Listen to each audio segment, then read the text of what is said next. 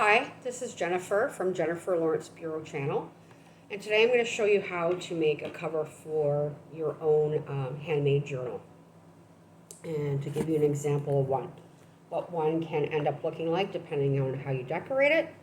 There's my personal journal right here, okay, and the sky's the limit. You can decorate it any way that you would like. So I'm going to talk about what you need to have to put a journal cover together. You need to have like a food container, and so this is going to be the spine of your journal, so that's the width of it, and you can keep the page, the front and back cover this size, or you can trim it down smaller if you'd like. Okay, so you're going to need a food container. You're going to need some glue. Some white glue is good enough. You can use like Fabrifix and different glues like that. You will need scissors to trim off the excess, and a bone folder, and a paper trimmer to get some nice straight lines, or you can use a metal ruler and a craft knife if you like. You're also going to need 2 pieces of cardstock. You could cover your cover with fabric, but we're going to cover it with cardstock. If you notice, mine are white. And no, I'm not going to keep them that way. I'm actually going to stamp on them and decorate them and give my own design for the background for my cover. So I'm going to do that first so that the ink can dry before we put the cover on. I bought some stamps, well, like a craft magazine, and it came with these stamps here. So it has like Never Stop Believing, Every Day, Live in Full Bloom, different flowers, butterflies, all those beautiful things. If you don't have stamps, you don't have to stamp your pages. You could use colored cardstock, you could use patterned cardstock, whatever you have or whatever you would like to use or get a hold of to use. Okay, so I'm going to start inking up my stamps and making my own patterned cardstock that I designed myself. You can put your own personality into your cover when you design it yourself, and that's a beautiful thing because it will reflect you and who you are as an artist. And you might say, well, I'm not an artist, but if you continue to watch craft channels and make beautiful things, well, you're going to get right in that line of being an artist. Okay, so I used the big flower stamp, and I just want you to see what I've done there so far, okay, to make the cover. And I'm not sure if I said you need 2 pieces of cardstock. So one that is gonna go around the outside of your journal, and then one that's gonna go on the inside. So I'm just gonna decorate the outside one for now. Okay, so that's Live Life in Full Bloom. I think I want to put that there above my flowers. Okay, there we go. And you want to give it a good, nice, even press if you are stamping, so you have a clear image. Unless you don't mind it being a little faded in areas. There's that. Oh, sorry about that. Just putting the block down. That's totally up to you. Okay, so now I'm going to continue decorating my page. And I'm putting on some butterflies. There we go. I like that. I'm going to keep playing with the page until I find that magic, that sweet spot where I like it. Live in full bloom, and then I'm going to add at the bottom Every Day. These blocks that the stamps are mounted on are acrylic blocks, and then the stamps are acrylic, or I'm not sure. I think they're acrylic stamps, and what they do is they cling to the block so that you can take off, you can put the stamp on it, the stamp with it, clean it, take it off, put it back on the sheet, put another stamp on. And so you really only need the right size block for each type of stamp. Five to six blocks, and you can cover a wide variety of size stamps. And I do recommend getting them in different sizes. Like, I wouldn't get a large one like this and put a small butterfly on it, and the reason being is you're gonna get pressure on the outside and not just on the center where you want to make it that nice sharp image. So I got some little dragonflies here I'm going to add in. Okay, where do I want to put them?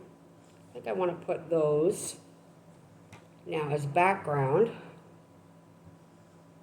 almost all over the page. And I know you don't see what I'm doing, so I'm going to show you in a moment what that looks like. I'm just being random about it. Make sure too that you clear the edges of your block if you're getting ink on it, like I did, because it will transfer lines onto your paper that you may or may not want on there. So I would take it off for sure if you don't. And let's see what else I want to do here. Okay. And your stamping doesn't have to be perfect either.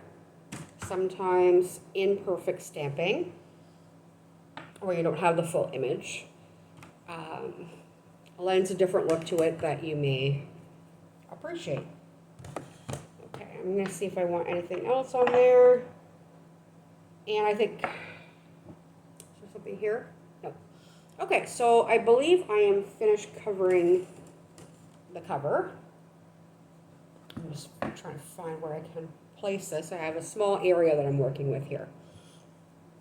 So that just, if you do have a small area, like you're in an apartment, a condominium, maybe you're in a room, you can still craft as long as you have a little 12 by 12 space is what I'm working with. So that's the cover, but I'm going to be cutting it as well. Okay, so I'm not going to give specific dimensions of what I cut it at because your box might not be the same size as mine. But I'm going to show you how to disassemble your box. So every box has a solid side that is adhered to the front and back of it, and a side that has been glued closed. So we're going to pull that side open to begin to disassemble the box. Okay, and then there's another glued side here. We're going to pop that open as well. Remind me, I'm going to have a drink of water here. Very dry throat. It's hot today, so pardon me. All right, here we go. Okay, so I've got it all popped open. This is going to be the front or the back, the spine, and the back. And then we're going to just cut this piece, like all the outside pieces off that are around the edge. So that's all these little flapper guys. Okay, so I'm going to do that. Let's cut them off. Some people use a craft knife. Some people use a paper trimmer. To do this, I'm going to actually use scissors. I'm not saying that my lines are completely straight, but the edge doesn't have to be close to perfect, but it doesn't have to be perfect. Close to perfect is, and you want it to look straight, but it doesn't have to necessarily be 100% straight because you are going to cover it, and so you have a little bit of wiggle room there for how well your edge looks. Okay, here we go. I love making journals. I could make them all day for sure. And there's all types of journals that you can make. This one specifically, I'm going to turn into a goal journal for myself. I do have a goal journal, so it's actually, it's not going to be what I want to accomplish in words or dates or any of the SMART method of goal setting. It's going to be like a, how to describe it, like a vision board, but inside a book. So I'm going to collect photos, words, sayings, phrases, whatever that visually represents what I want to achieve. If that makes any sense. Okay, so I have cut all the rough edge off. Now, this is going to be, that's the flap there. I'm wondering, do I want it that wide, that size? I think I'm gonna trim it down a bit. Because what you'd also want to do is make sure that it fits in your 12 by 12 cardstock here with enough paper to wrap over the edge of it. Okay, so I'm going to take off probably about an inch on either side. Okay, so to do that, right at where it bends, that's where I want to line up the number I want it, the length that I want it to be. So if I want it to be 4 inches, I'm going to put that fold at the 4 and trim off the rest. Okay, yep, and actually that's the number I want to put it at. Perfect, so I'm going to put it at the 4, and trim off the excess, and I'm going to do that for the other side, and it's going to be the same measurement, because you want your front and back to be the same width. Perfect. So now it's going to be this size of a guy. Okay. We can put our paper trimmer away for now. And then we're going to take our pattern paper and put it pattern side down. We're going to take our measured out card and center it in, I would say the center of the page, but then that would, well, I'm wondering, that would waste the page, but I actually want it in the center this time because of the way that I've decorated the background with the flowers in the middle of the page. So you want a good adherence of glue all the way around the edge and back and forth because you really, really, really want it to stick. You don't want that paper to peel up. And if it peels up a little bit, it may end up taking the whole thing off if it catches on something. Okay, so I'm going to take this guy. It doesn't matter if it's upside down or right side up because it's going to be covered. We're going to go in the center of our 12 by 12 page. We're going to use a bone folder to give it a good press and then down. So you're going to push it back and forth like you would a rolling pin over some dough. You really, because you want to get it adhered and as flat as possible. You will have some glue seep out. That's okay if you're comfortable. Take your finger, wipe it away. You could also use some paper towel to remove that excess. Now, before we fold, see how I have it adhered here? And there's the edge that you can fold over and the edge that you can fold over, and it's centered. Now I have way too much room in the top here and way too much room in the bottom here. So what I'm going to do is cut probably about an inch off the bottom and an inch off the top all the way across. So an inch, 12 inches, 1 inch down on top and bottom. Okay, I'm going to do that. So that will, we're going to take it off 2 inches. That will make it 10 inches long by 12 inches wide for this size box. Okay, so we're going to go to the 11 mark, because that will take off our first inch. Then we're going to take where we cut the inch off and put that on the number 10 mark. So we're going to cut off the second inch. Okay, so we got it trimmed down now. And you see now that I've cut it off exactly what I have left that I'm decorating and working with. Okay, so we're finished with the paper trimmer. Sorry, I had to move that out of the way. Before we fold, we want to cut the corners off.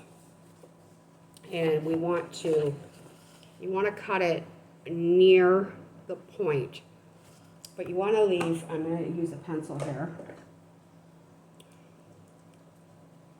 You want to leave about 1 centimeter of space, or 1/2 centimeter of space between your corner and where you're going to cut it off.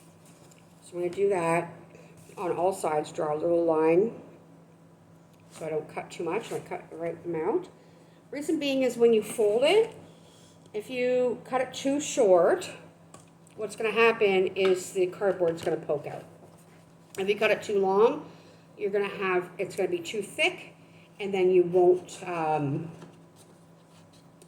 when you fold it over, it will be bulky and a little more difficult to work with. Because you're folding it over, you can use scissors to cut away your corners. It doesn't have to be perfectly straight, but again, as close as you can get it, so you can see, you know, it's kind of an odd shape, but the corners are all trimmed away. Okay, put that aside.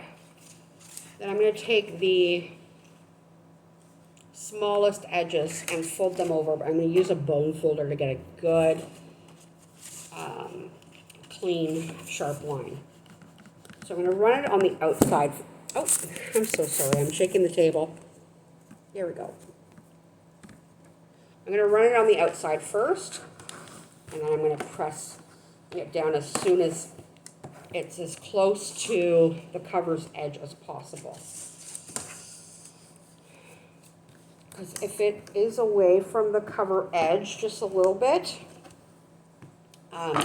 you might be able to see that. Okay, so then now that I fold it, I'm going to go ahead and add some glue to those flaps that we created. And do the same thing, use the bone folder to press them down and make them adhere. Okay, that's one. And then we're going to do the other side. We're going to really do that good. At this point, my bone folder is getting nicely covered with glue. Okay, so I've done the sides and folded them in and down. And then I'm going to take the top and fold it down, and the bottom and fold it up. Okay, so I'm going to do the same thing. Use the bone folder at the very edge so that the paper goes around the outside edge of the cardboard cover. Okay, so I've done that, and then I will stick it. I'm going to fold the top as well, and back to shaking the table. It'll be nice when I have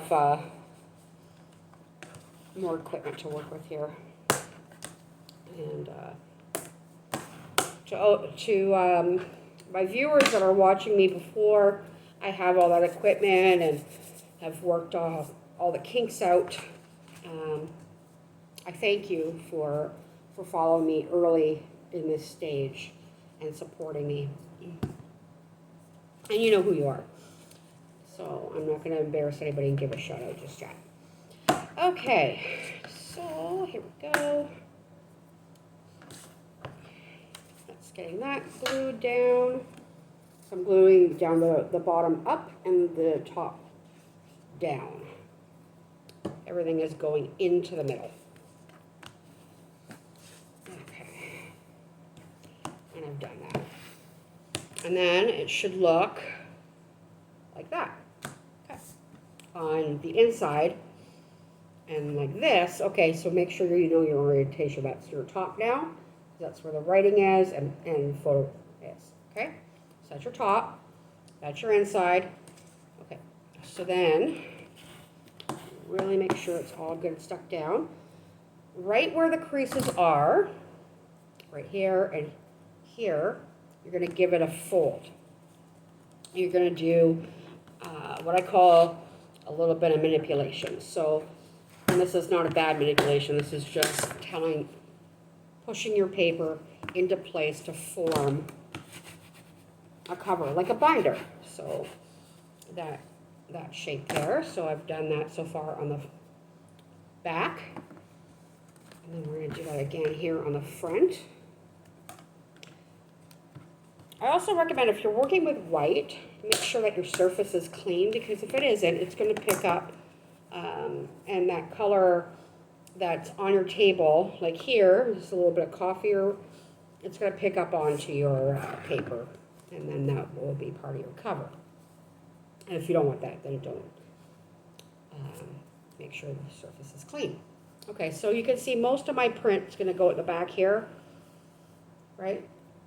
It's this is the front, this is the center, the spine, and the back. So we're going to go to the inside again. Really make sure everything goes down and stuck down after all that maneuvering. And then we're going to cut out the inside, outside, and the spine interior. Okay, so we need to know how long and how wide this piece is and how long and how wide this piece is. And then this one will be similar to this, but maybe another inch, 2 inches more narrow.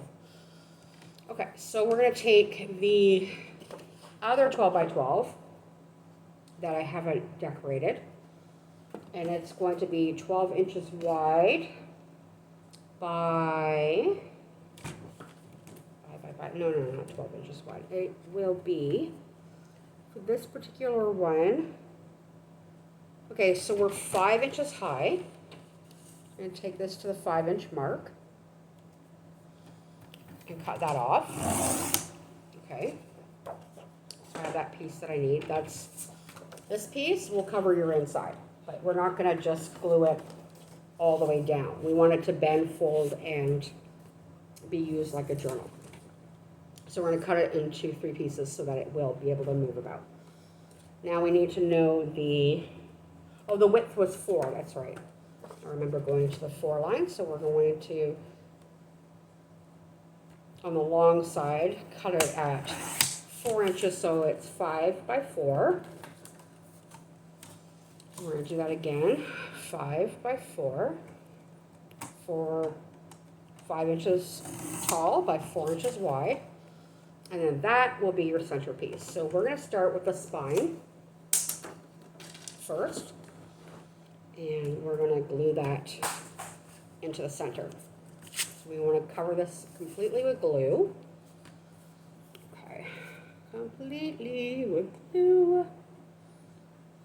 Outside edges, back and forth in the center. This, the spine piece will hang over a little bit on the left and the right. You do want to center it right in the middle because you want an even amount of overage, and don't worry if it doesn't stay 100% down. You're going to put the inside cover over top of it, right? Like overlapping it in the center of it.